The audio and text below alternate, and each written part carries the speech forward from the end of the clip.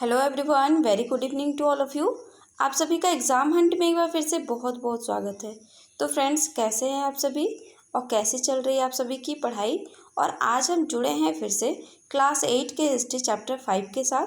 आज ये इसका दूसरा भाग है फ्रेंड्स। इससे पहले हमने इस चैप्टर का पहला भाग के जो महत्वपूर्ण बिंदुएं हैं उस पर हमने बहुत ही अच्छे से चर्चा किया था, तो आप उसे देख सकते हैं।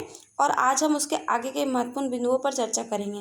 तो आज का जो चैप्टर है उसका शीर्षक है फ्रेंड्स, जब जनता बगावत करती है 1857 और उसके बाद। ठीक है, तो चलिए देखते हैं कि आज के इस चैप्टर में कौन कौन से महत्वपूर्ण बिंदुएं हैं जिन्हें हम अच्छे से समझना है।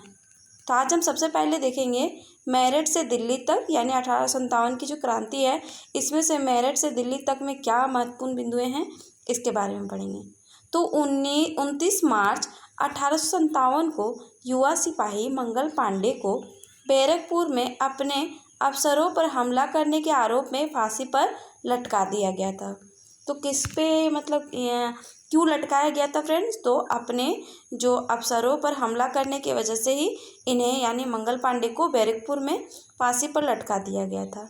9 मई 1857 को मेरठ में सिपाहियों ने नए कारतूसों जिस पर गाय और सूअर की चर्बी का लेप चढ़ाया गया था से अभ्यास करने के लिए मना कर दिया गया, जिसके फलस्वरूप 85 सिपाहियों को नौकरी से निकाल दिया गया तथा उन्हें 10-10 साल की सज़ा दी गई। तो फ्रेंड्स, ये बहुत ही बड़ी बात थी।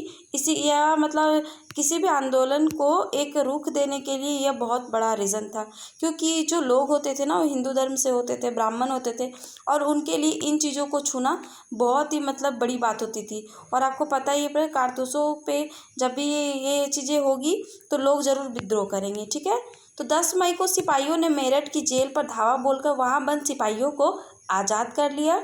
फिर क्या हुआ? तो फिर 10 मई 1857 को की जो रात थी फ्रेंड्स, उस रात को मेरठ के सिपाहियों की जो टोली थी वो दिल्ली पहुंच गई। और उनके आने की खबर सुनकर दिल्ली में तैनात सिपाहियों ने बगावत कर कई अंग्रेजों को मार गिराया और सभी ने मिलकर बहादुर शाह जाफर को अपना नेता घोषित कर दिया था। ठीक है, तो ये घटना कब हुई? तो 10 मई 1857 को। तो क्या हुआ? इस दिन की जो रात थी उस दिन मेरठ के सिपाहियों ने दिल्ली पहुंचकर और वहाँ वहाँ पे जो सिपाही तैनात थे उन पर वो हमला कर दिए और उसके बाद उन अंग्रेज़ों को मार गिराया। फिर वो क्या किए? तो फिर बहादुर शाह जाफर को अपना नेता घोषित कर दिए। फिर बहादुर शाह ने क्या किया? तो बहादुर शाह ने विद्रोह का समर्थन किया और देश भर के मुखियाओं और शासकों को चिट्ठी लिखकर अंग्रेजों से लड़ने के लिए भारतीय राज्यों का एक संघ बनाने का आह्वान कर दिया। यह बहुत अच्छी बात थी कि अपने देश को आज़ाद करने के लिए इन्होंने सभी लोगों से मदद मांगी और बहुत लोगों ने इनकी मदद भी की थी फ्रेंड्स। तो अब बगावत फैलने लगा था। इसके बाद तो क्या हुआ? तो एक के बाद एक हर रेजिमेंट में सिपाहियों ने विद्रोह कर दिया, यानी जितनी भी छावनियाँ थी, रेजिमेंट थे, वहाँ के सिपाहियों ने क्या किया? तो वे लोगों ने विद्रोह कर दिया।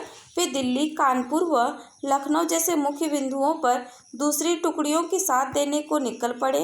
उनकी देखा देखी कस्बों और गांवों के लोग भी बगावत के रास्ते पर चलने लगे। वे स्थानीय नेताओं, जमींदारों, मुखियाओं के पीछे संगठित हो गए थे। तो फ्रेंड्स, ये भी बहुत इंपॉर्टेंट थी कि जो लोग थे ना वो जब देख रहे थे इन लोगों को विद्रोह करते हुए, तो उन्हें भी एहसास हो रहा था कि हमें भी इनका साथ देना चाहिए और इनके साथ अपने आने वाले भविष्य को सुधारना चाहिए।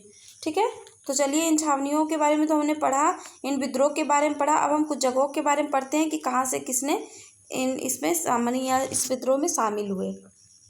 तो कानपुर के बारे में सबसे पहले पढ़ेंगे। तो स्वर्गीय पेशवा बाजीराव के दत्तक पुत्र नाना साहेब ने